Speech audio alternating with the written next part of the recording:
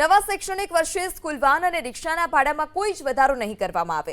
Ahmedabad school વર્દી એસોસિએશને વાલીઓને રાહત આપી જૂન 2027 સુધી સ્કૂલ વર્દીના ભાવમાં વધારો ન કરવા નિર્ણય લેવાયો છે। વધતી મોંઘવારી વચ્ચે વાલીઓને રાહત આપતો આ નિર્ણય ગયા વર્ષે સ્કૂલ વાન અને રિક્ષાના ભાડામાં વધારો કરાયો હતો।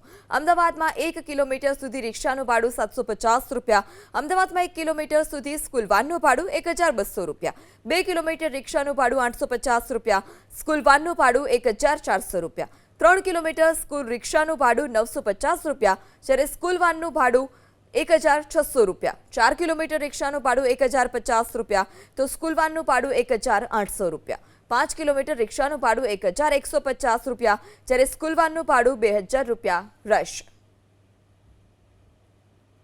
આજે અમદાવાદ સ્કૂલ વર્દી એસોસિએશનની જનરલ મિટિંગ હતી, તેમજ ગુજરાત રાજ્યના આગેવાનો બી હાજર રહ્યા હતા।